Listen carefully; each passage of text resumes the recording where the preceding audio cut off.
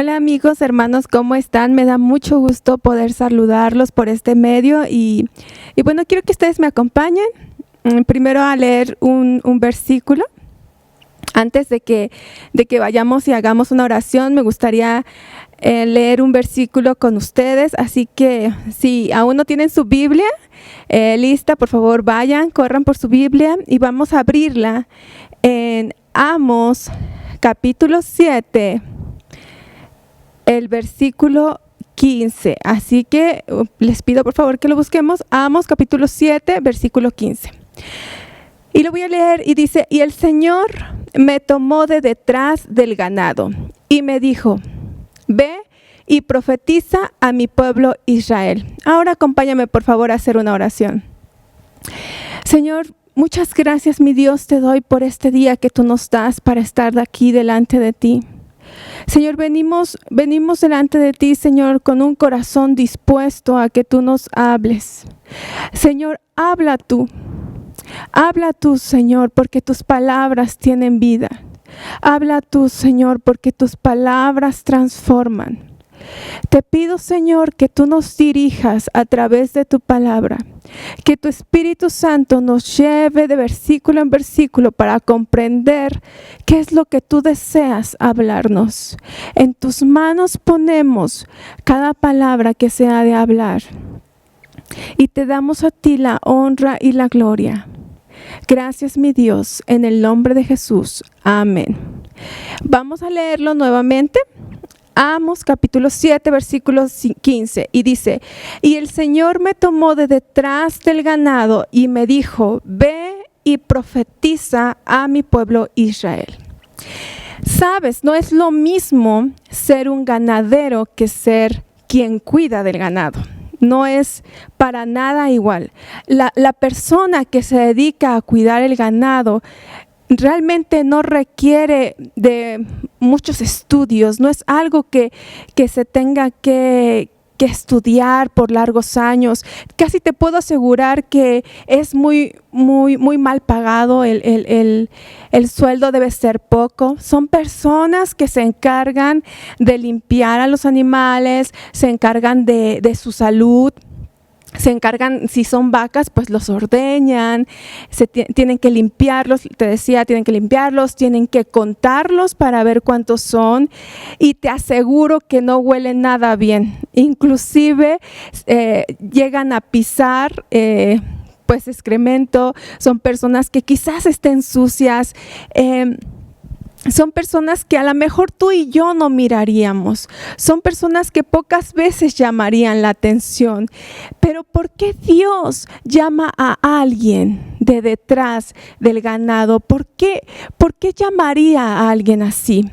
Y yo quiero llevarte a una historia en la Biblia, en el capítulo 6 de Jueces. Es la historia de un hombre que transformó su tiempo a través de la victoria que él vio que Dios les dio. Porque en ese tiempo Israel se había alejado de Dios. Muchas veces nos encontramos con estas mismas cosas o esta situación. Israel se alejaba de Dios. Y esta no era la excepción. Nuevamente, Israel no estaba siguiéndole. Así que Dios le entregó por 7 años en manos de Madián. Y sabes, estos de Madián, junto con los amalecitas y con otros más, se juntaban y cada año iban y despojaban a Israel de lo que con tanto trabajo ellos trabajaban durante todo un año, sus cosechas. Era tanto lo que ellos devastaban a Israel, que Israel vivía ahora en cuevas, en cavernas, tratando de alejarse un poco de todo eso que ellos hacían, que los madianitas hacían, y habían sido 7 años bajo esta misma situación, y una y otra vez el enemigo venía a atacarlos. Pero entonces Israel clamó a Dios. Y ellos clamaron a Dios, y entonces Dios les envió un profeta. y que les dijo que ellos se habían alejado. Y después, más adelante en la historia, nos habla acerca de cómo el ángel del Señor se apareció. Y quiero que vayas conmigo a Jueces 6, al versículo 12. Vamos a leerlo y vamos a entender un poco sobre estos versículos. Dice así: y el ángel del Señor se le apareció y le dijo: el Señor está contigo, varón esforzado y valiente. Y Gedeón le respondió: Señor mío, si el Señor está con nosotros, ¿por qué nos ha sobrevenido todo esto? ¿Y dónde están todas sus maravillas que nuestros padres nos han contado diciendo: no nos sacó el Señor de Egipto, y ahora el Señor nos ha desamparado y nos ha entregado en manos de los madianitas? Y mirándole el Señor le dijo: ve con esta tu fuerza y salvarás a Israel de la mano de los madianitas. ¿No te envío yo? Entonces le respondió: Señor mío, ¿con qué salvaré yo a Israel? He aquí que mi familia es pobre en Manasés, y yo el menor en la casa de mi padre. ¿Por qué Dios llamaría a alguien como Gedeón? Porque esta historia está hablando de Gedeón. ¿Por qué Dios llamaría a alguien como él? De una familia pobre, de el menor de sus hermanos. ¿Por qué Dios llamaría, por ejemplo, a alguien como Moisés, que era tartamudo? ¿Por qué llamaría a alguien como Mateo, que era un cobrador de impuestos? ¿Por qué llamaría a un niño como lo era Jeremías? ¿Acaso saldría algo bueno de Nazaret, como dice la Biblia? Porque Dios estaba llamando a estos hombres. Y el versículo 16 de ese capítulo 6 de Jueces dice: el Señor le dijo: ciertamente yo estaré contigo. Derrotarás a los madianitas como a un solo hombre. Y entonces la Biblia nos continúa contando esta historia y de cómo Gedeón le dijo al Señor: si realmente tú vas a hacer esto, espérame, voy a ir y voy a preparar un sacrificio. Y Gedeón va y trae un cabrito y prepara panes sin levadura y presenta este sacrificio y le llama a ese lugar Jehová Shalom. Y entonces empieza Gedeón a tener este encuentro con Dios, porque Dios le ha dicho que Él va a hacer algo maravilloso. Y sabes, Gedeón empieza también a él a juntar a personas para que vayan y luchen contra los de Madián. El Espíritu Santo viene sobre él y él los convoca, y vienen 32,000 hombres con Gedeón, que están dispuestos a ir a la guerra con Madián. ¿Sabes? La Biblia nos dice que Madián era como langostas. Eran demasiados, eran un campo lleno de tantos y tantos madianitas, amalecitas y otros más que se habían juntado y que estaban ahí para ir contra Israel. Así que realmente 32,000 hombres no era mucho. Pero si tú vas conmigo al capítulo 7 de Jueces, vamos a ver qué es lo que decía Dios. El versículo 1 y el versículo 2 dice: levantándose pues de mañana Jerobbaal, el cual es Gedeón, y todo el pueblo que estaba con él, acamparon junto a la fuente de Jarot.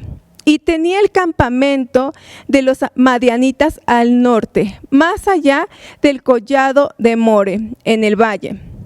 Y Jehová dijo a Gedeón: el pueblo que está contigo es mucho para que yo entregue a los madianitas en su mano. No sea que se alabe Israel contra mí, diciendo: mi mano me ha salvado.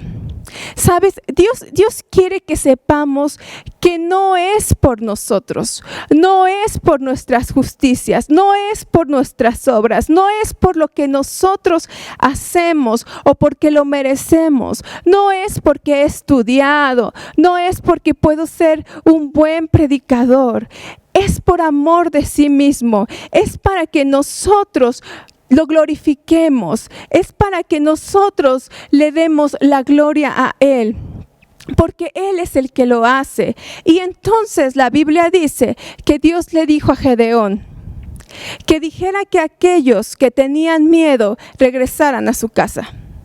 Así que 22,000 hombres se fueron y quedaron 10,000, pero aún así eran muchos. Realmente a lo mejor a nuestra vista no eran tantos, porque Madián era muy superior a ellos.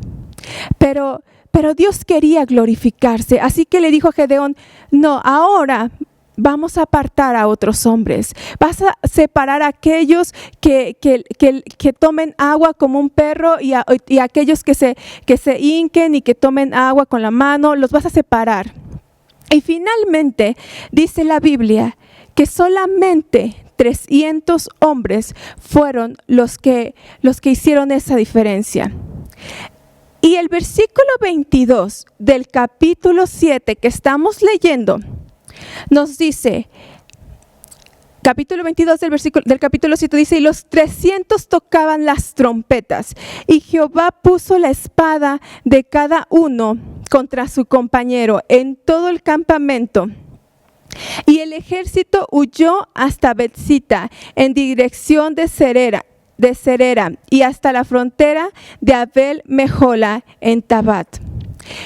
Gedeón luchó únicamente, ni luchó, enfrentó a Madián con 300 hombres. La Biblia nos dice que estos 300 hombres se dividieron en 3 escuadrones de 100 hombres cada uno. Gedeón les repartió trompetas y en la mano derecha tomaron una trompeta y en la mano izquierda cántaros con teas ardiendo. Y entonces ellos rodearon el campamento de los madianitas y empezaron a tocar las trompetas y a gritar por la mano del Señor y por Gedeón, y quebraron los cántaros. Y entonces el ejército de Madián empezó a poner su espada uno contra el otro, y entonces Dios entregó en la mano de Gedeón a los madianitas. Así que Dios usó solamente a 300 hombres. Y sabes, todas las veces que Israel llegó a enfrentar a sus enemigos, el enemigo siempre era más grande. Si tú vas a la escritura y tú lees todas las veces que Israel se enfrentaba, siempre su enemigo era más grande. Y eso es para que tú y yo podamos reconocer de quién viene la victoria. Una cosa importante aquí, quiero que tú tomes nota de esto. Una cosa importante, tu enemigo nunca va a parecer pequeño a tus ojos. Tu enemigo siempre va a parecer más grande. Pero como Dios le dijo a Gedeón, en el capítulo 6, versículo 14, Dios le dijo, ¿no te envío yo? Así que Dios le dijo eso a Gedeón, ¿no te envío yo? Lo mismo se lo dijo a Moisés, el yo soy te envía.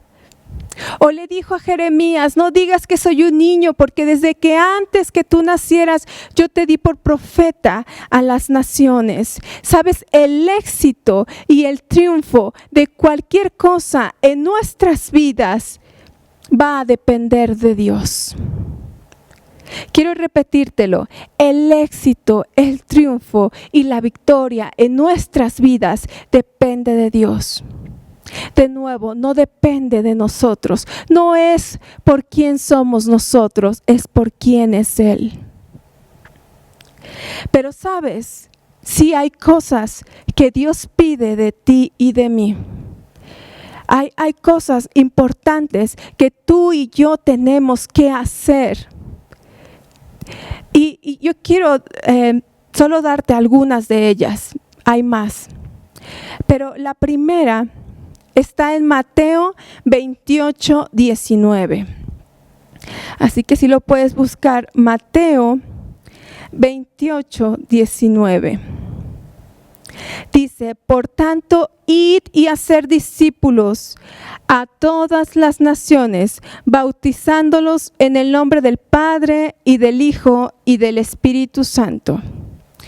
Entonces, la primera cosa es, id y hacer discípulos. Quiero decirte algo, que ninguna enfermedad, llámese como se llame, te detenga. Habla de Jesús. Habla de Jesús, que nada te detenga, que el clima no te detenga, que un cubrebocas no te detenga. Habla de Jesús. Necesitamos seguir hablando de Jesús. La gente necesita a Jesús. La gente necesita ser salvada. Y yo oía muchas estadísticas que decían que en este tiempo muy poca gente es bautizada, muy poca gente es salvada. La gente necesita a Jesús. Háblale de Él. Estaba leyendo una historia que es real, de unos misioneros, David y Esteba Flut. Así es el nombre de ellos. Ellos eran suecos. Y sabes, ellos fueron con otros misioneros, los Erickson. Fueron hace muchos años, en los años de 1920. Ellos decidieron ir a África a predicar. Así que en ese tiempo, pues ellos tuvieron que abrirse camino entre la selva y ellos querían ir llegando a cada aldea y predicar acerca de Jesús. Así que ellos emprendieron este viaje al Congo. Fueron abriéndose camino prácticamente con un machete entre la selva del Congo. Pero sabes, cada vez que ellos llegaban a una aldea, el jefe de la aldea les prohibía la entrada. Ellos tenían la esperanza de ir a la siguiente aldea y ser recibidos. Pero todo el tiempo el jefe de aquella aldea les cerraba el paso. Así que ellos decidieron llegar como a la punta de una montaña y establecerse ahí. No tenían ya comida, estaban cansados. En todos lados eran rechazados, eran parejas jóvenes. Así que ellos llegaron a este lugar y con el barro ellos formaron una pequeña casita donde empezaron a habitar. Y ellos deseaban que la aldea siguiente sí pudiera permitirles la entrada, pero aún era más dura. Y ellos empezaron a desesperarse. ¿Qué pasaba con su ministerio? ¿Realmente Dios los había enviado?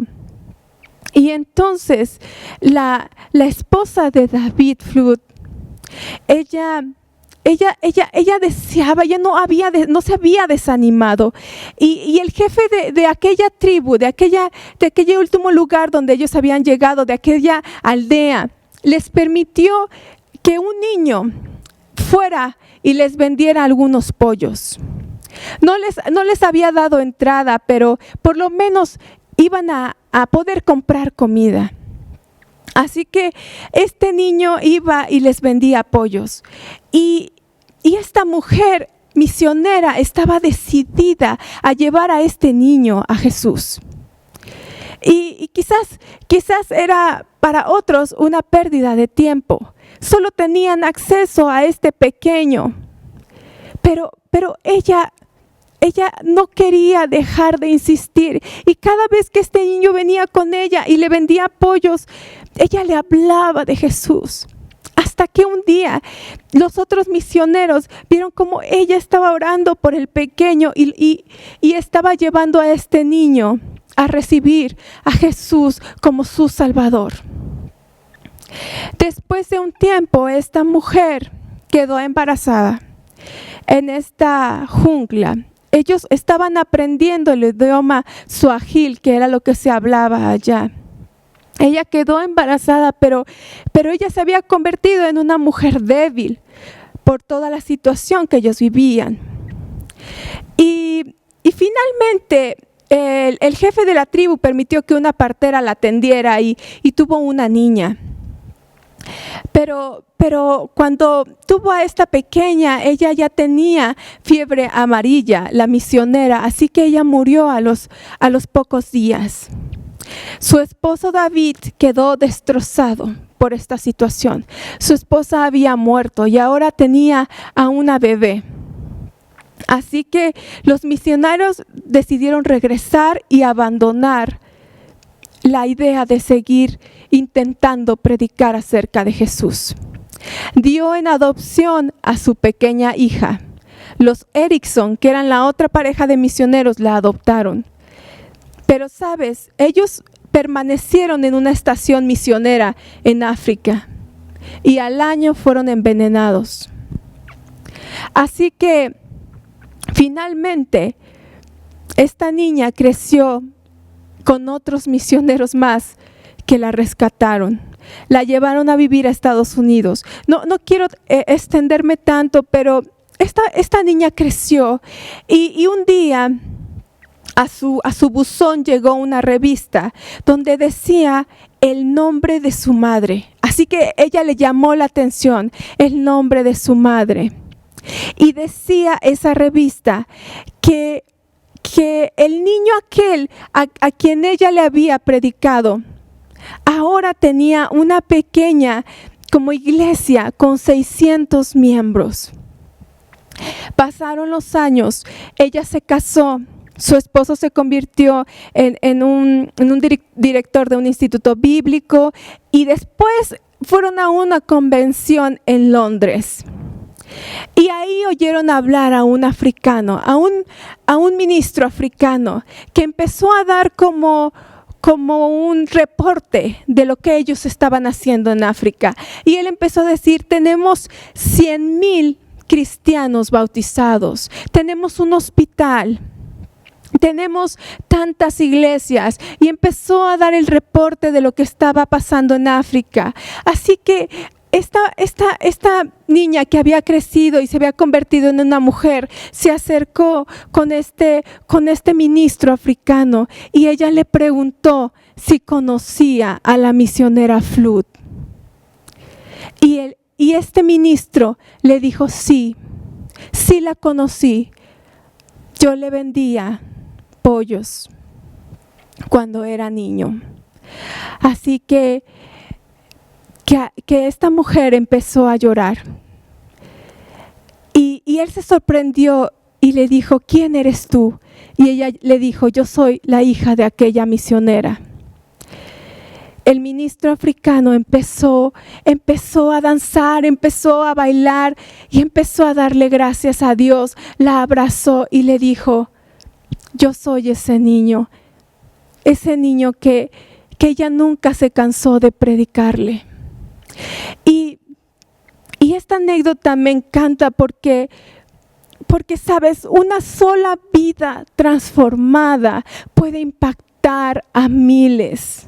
No te canses de hacer el bien, porque a su tiempo vas a cosechar si no desmayes. Y te lo digo nuevamente, habla de Jesús. Necesitamos hablar de Jesús. La segunda cosa que tenemos que hacer es vivir una vida de arrepentimiento.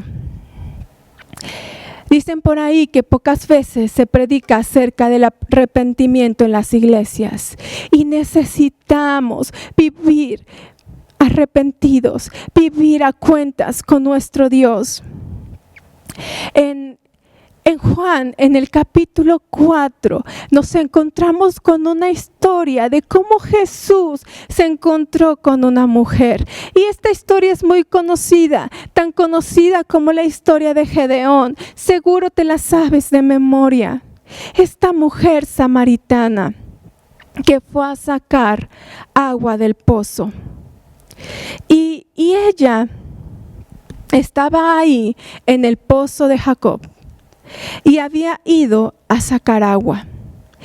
Y y entonces se encontró con Jesús porque dice la Biblia que a Jesús le era necesario pasar por Samaria.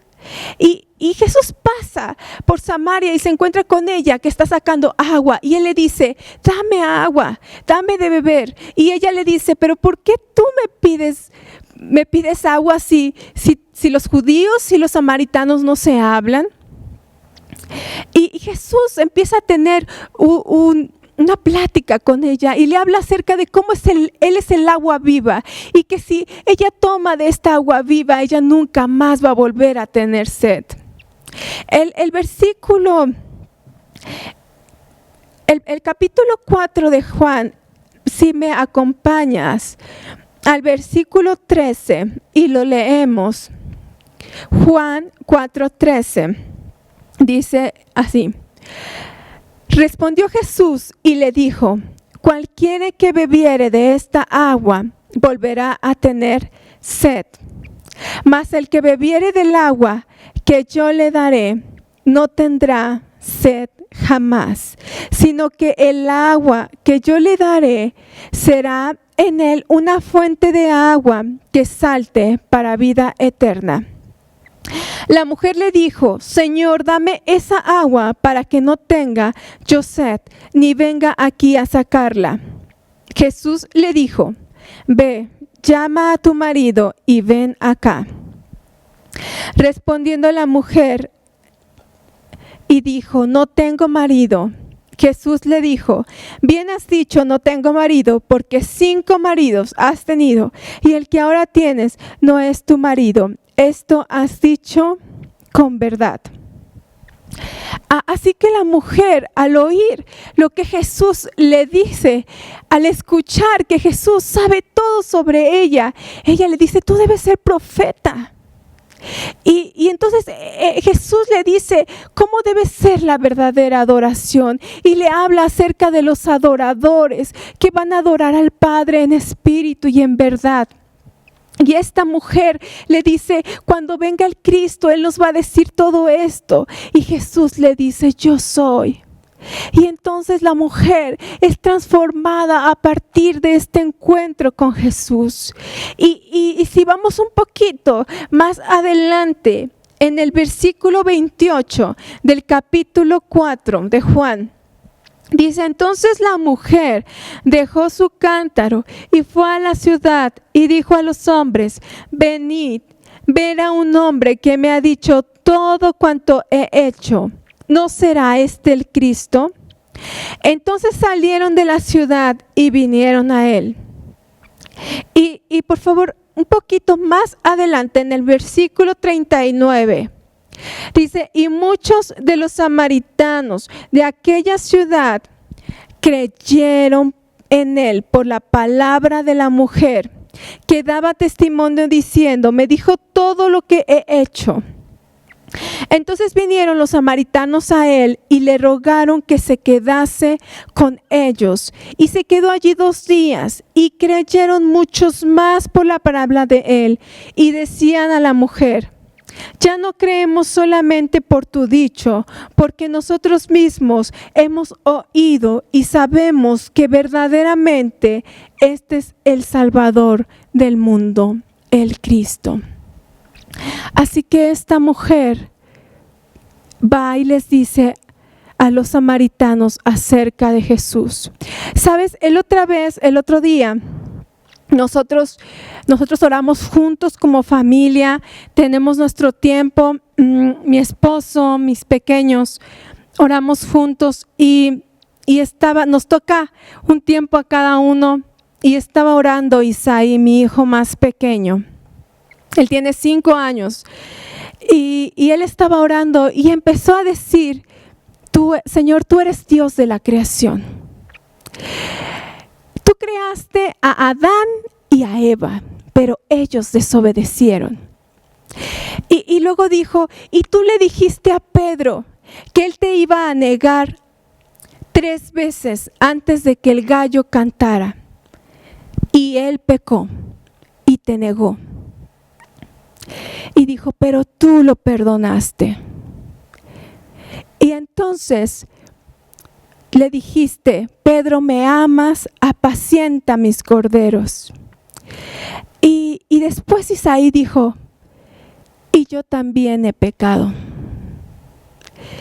Dijo: yo he pecado cuando grito, cuando lloro, cuando digo que fue mi hermano, pero fui yo. Y volvió a repetir: yo también he pecado. Y dijo: pero tú eres un Dios perdonador. Y sabes, yo no olvido esas palabras. Tú eres un Dios perdonador. Tenemos un Dios perdonador. Imagínate qué hubiera pasado si aquella mujer samaritana se hubiera detenido por su condición, se hubiera detenido por la vergüenza, se hubiera detenido por el pecado. Tantos samaritanos no hubieran conocido de Jesús. No dejes que nada te detenga. Nosotros tenemos un Dios perdonador. Búscale, arrepiéntete, vive una vida santa como Él lo ha pedido. Sed santos como yo soy santo, dice el Señor.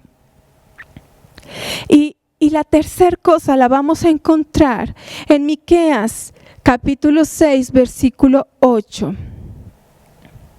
Dice en la Escritura: oh hombre, Él te ha declarado lo que es bueno y que pide el Señor de ti. Solamente hacer justicia, amar misericordia y humillarte ante tu Dios. Hacer justicia. Una balanza justa, dar a cada quien lo que corresponde. Amar misericordia. No pagar mal por mal. Misericordia quiero, dice el Señor, no sacrificio. Ser misericordiosos con los demás. La gente necesita recibir misericordia. Humillarte ante Dios. Necesitamos rendirnos delante de Dios. Necesitamos venir y postrarnos y reconocer nuestra condición y quién es Él. Porque un corazón contrito y humillado, Dios no lo desprecia. Y yo quiero hacerte una invitación. Yo quiero invitarte a que no permitas que lo que tú ves en ti, quizás lo que ves en el espejo, quizás lo que otros piensen de ti, quizás que tu pasado, lo que digan los demás, te detenga. Porque detrás de lo que nadie hubiera imaginado, Dios nos llamó. Y el Señor me tomó detrás del ganado y me dijo: ve. Y yo quiero invitarte a esto: ve. No importa cómo tú te veas. Dios siempre ha mirado el corazón. Necesitamos ir. Ve, atiende a tu llamado. Atiende a lo que Dios quiere que hagamos. No te detengas. Haz conmigo una oración y digámosle al Señor que necesitamos de Él. Necesitamos que Él nos muestre una vez más, abra nuestros ojos para que veamos que Él puede usarnos, que no es por nosotros, es por Él, es para que su nombre sea exaltado. Y que Él está dispuesto a usar a una vasija que desea ser usada. Señor, venimos delante de ti. Señor, tú eres el Rey de todo, tú eres el Señor. Tú eres, Padre, el que hace todas las cosas nuevas. Tú eres el que da vida. Tú eres el que cambia. Tú eres el que transforma, Señor. Tú eres el que habla. Y a veces, Señor, quizás nos miramos y vemos limitaciones en nosotros. Pero tú nunca has visto limitaciones, Señor. Tú nos miras, Señor. Y ves a tu Hijo en nuestras vidas. Y tú nos envías, Señor, Así que aquí estamos, Señor. Queremos hacer tu voluntad. Queremos ir donde tú nos digas que vayamos. Queremos hablar de ti. Aquí estamos, Señor. No vamos a decir más, soy un niño, soy una mujer que no habla bien, soy alguien que no tiene suficientes estudios, o soy alguien que me cuesta trabajo hablar, o soy alguien olvidadizo. Señor, necesitamos que tú seas el que siempre hable a través de nosotros, porque tuya es la victoria. Y no importa de qué tamaño sea nuestro enemigo, tú siempre lo entregarás en nuestra mano. Gracias, Dios. Te adoramos, te exaltamos y te glorificamos. En el nombre de Jesús. Amén.